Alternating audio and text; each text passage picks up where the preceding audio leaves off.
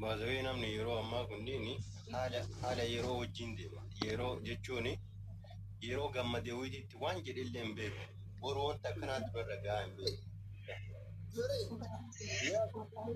Mata logo dari kasih boleh deh. Ya semua itu. Okay. So wallahi ba gati ba ito bulan grabe. Gati ba ito bulan ba? Ori sana sudah memang ori wana kana kulile. Kisi fata jettani kisi isinitti baytanii jira baytanii amma nuti dhuganii dhufanii.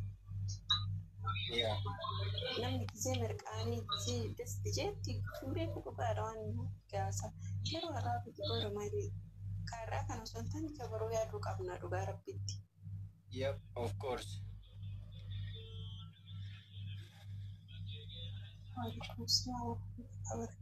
Akkuma yeroo nama goote ta'uun sirrii miti. Wanti afaanii nama bahu hundini ammoo rabbiillee kaa wanta afaanii nama baate yookaan garaa keessa yaadan akka keeriitti fudhachuu danda'a. Akka badiitti illee fudhachuu danda'a. So sirrii miti. Wama argan dubbachuun miidiyaa irratti wanta boru namarra gahu hin beekani. Waan dubbataniif waan uffatantu salphina jedhu yeroo waan durumaa lafatti mammaakne. Of course. Waalaikum assalam warahmatullahi wabarakatuh. Ana ayyuu si beeka jettee giddiin irra risaa turte barnan beektuufi. Wallahi gamme addootti si argee qabaa yaani ani jimmatti daladabalee yookiin safara keetti barachuu danda'a isaa namaa gala. Akkasiin jedhe bara anaafati waliin beennu miti ree. Ansi hin beeku garuu. Ati na argitee na beekuu dandeetta ani hin beeku.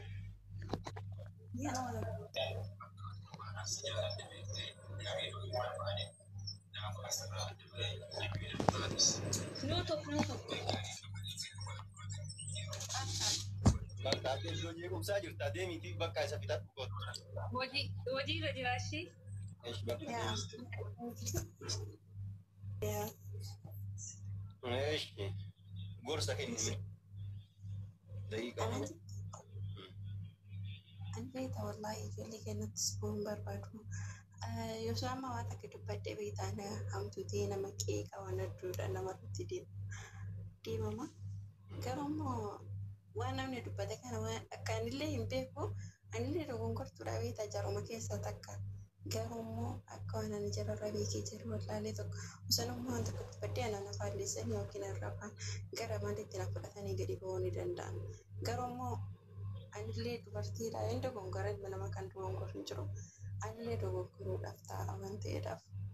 Kisima kamiyyuu akka bakkeetti argamuuf waan irratti argamu osoo baay'inee nama tola jedhaa beektaa. Yaa sirrii. As keessa jirra garuu as keessa biyya ormaa keessatti nuti warra biyya arabaa keessa jira. Kuufii walillee jennu aliikuun sinama. Gadillee jenne biyyi keenya san hanqatu hin beeki.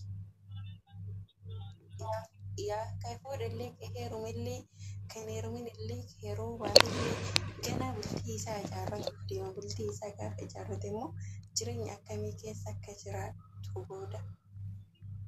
Jireenya kee jiraachuudhaaf maaltu yoo nama barbaachisa? Jireenya gizee ammaa keessatti jiraatuudhaaf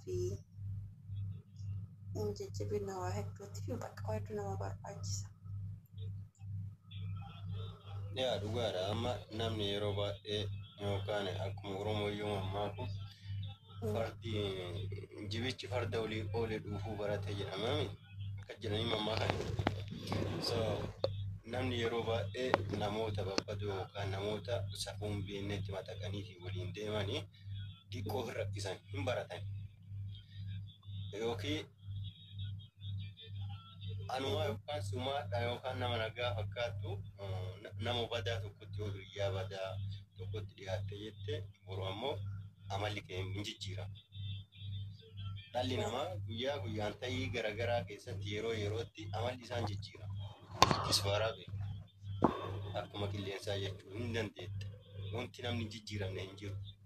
Kabadaa ta'ellee yookaan ka turii qabullee xurii isaa dhiqatee nama gaarii ta'uu danda'a. Ammoo kan yeroo tokkotti nama gaarii ture ammoo yeroo tokkotti ammoo badaa ta'uu danda'a. Hin jijjiirata jechuun biheeviriin dhala namaa san. So kanaaf wanta amma fakkeenyaaf yeroo dubbannu namoonni tokko tokko dubbii afaanii ba'ee faa dubbatu malee dubbiin sun garam akka nama geessu hin beeku.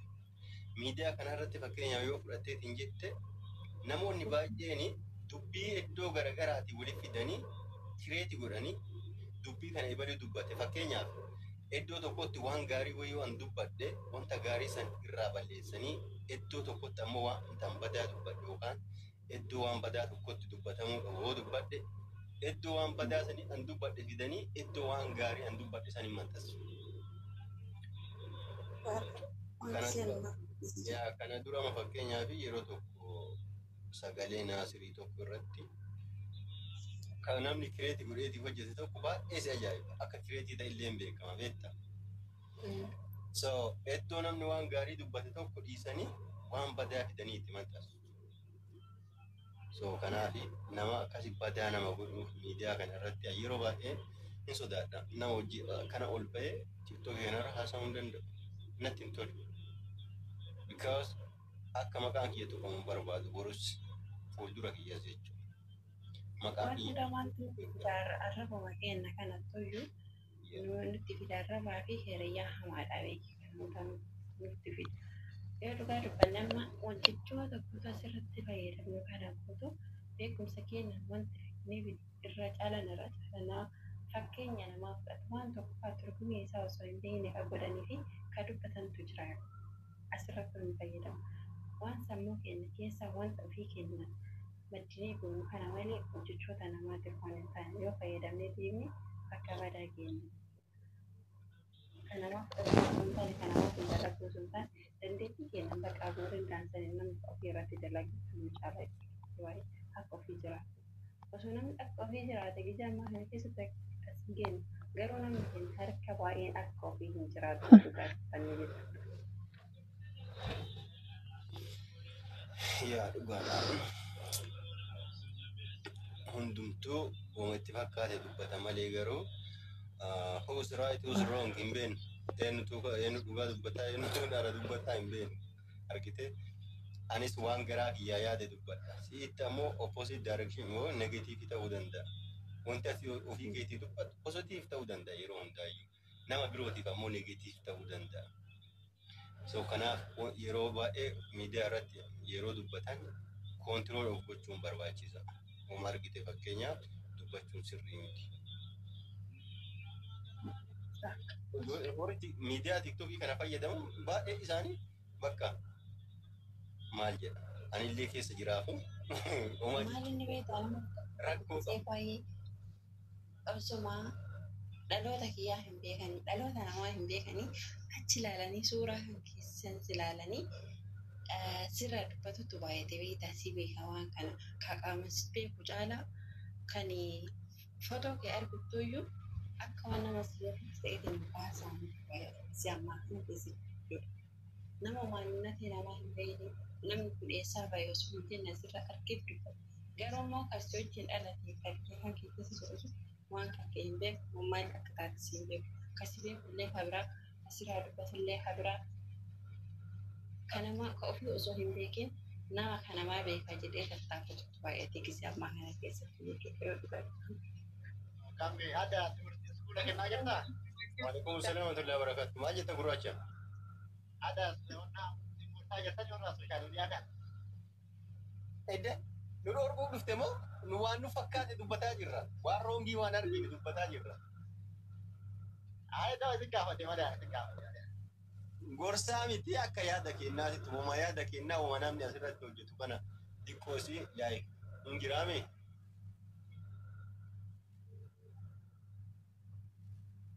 Waan jettu qabda. Waan jettu qabda raggataa. Saya raja. No, saya. Ashi gamne. Okay, Tia. Yaada kamira jirtan yaada kamii qabattee dhuftee yaada kamii qabattee dhuftee Jechuun ani yaada qabattee hin dhufne asii ammuduma asidii wajjin ture an dura beekte ijoolleen baay'een dhufanii mucayyoon takka ilaalii kanarra seetti. Diqqoo si waasiin jejjennaan diqqoo gaarii miti beektee wanta ifa baasanii gad dubbatan tokko.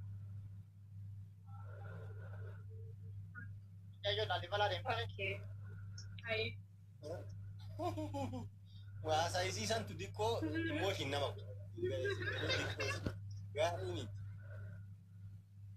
Miidiyaa irratti baanii nama yaa dubbiin barabbaan yoo feenu dubbii maqaraa wayii nama haasofsiisa malee dubbii namni wayii jecha wayii namni hiikkisuun nama dubbisa. Amma nama yaaduu danda'u nama guddaa nama yoonni jechuu danda'u koontirool gochuun barbaachisa. Wanta dubbannu beekuun barbaachisa. Oromootu laallibalaa dhaqee? Nageenya waan jedhu. Gurra nageenya wallahi. Turasii akka waan wajjin ajjananii argite. Laayiki bakka yoo na fuudhullee baattee ilma tokkicha uumama jettee ni beekta. Miidiyaa irra taa'anii akka jechuun sirrii miti. Goran jedhama. No. Miidiyaa fuuldura teettee boru waan isirra ga'u beekta.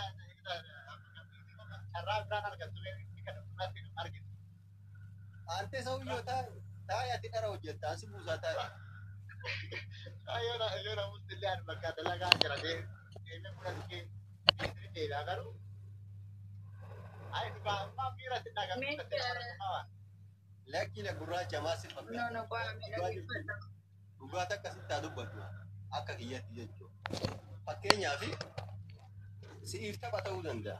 Namni wayii akkasitti jaallatu yookaan kan mucayyoo sana jaallatutu jiraachuu danda'a. Mucayyoon suni yoo miidiyaa kanarra deetteetiin nama wayitiin yoo wal fuudhuu baannillee ilma sirraa argachuu fedha goota akka keetii kana hoo jette ati jaallatu nama saniif qabdu akka miti.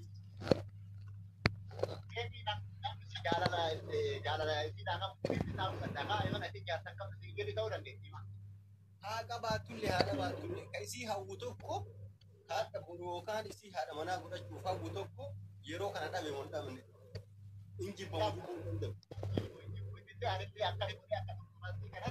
No. Yaa ilaalcha jira. Yoo tokko sooshaal miidiyaa kanatti illee ilaalcha akkasiillee jira.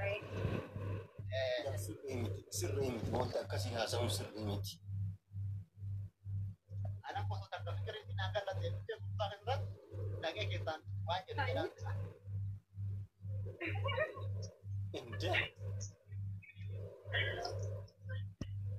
Bari jechuun garummoo ilaale si'achi filatanii safuuf nuufii eeggatanii asirra jechuurra yoo namatti tolee yookiin immoo namatti tolee keessa garee wal dubbisuu maal rakkoo qabu?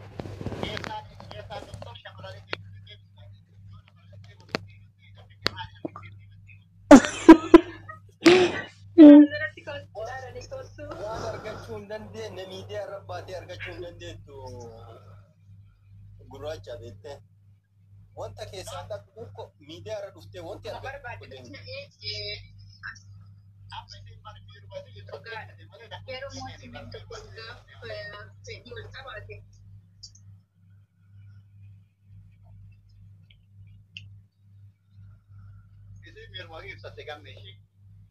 Namni kamiyyuu amane gore. Namata qabdi hin baaneetta. Baay'ee. Namni tokkummaa odomaatira foorna wayii barbaade haa ta'e namni barbaadu wayii adomaatira taatee namni dhugaa godhee kunniin jira jedhee yaadu garuu mootii namni keessaan wal dubbisee yaada walii walii hubatee yaada wal qoodee yaada wal jijjiiree amala walii baree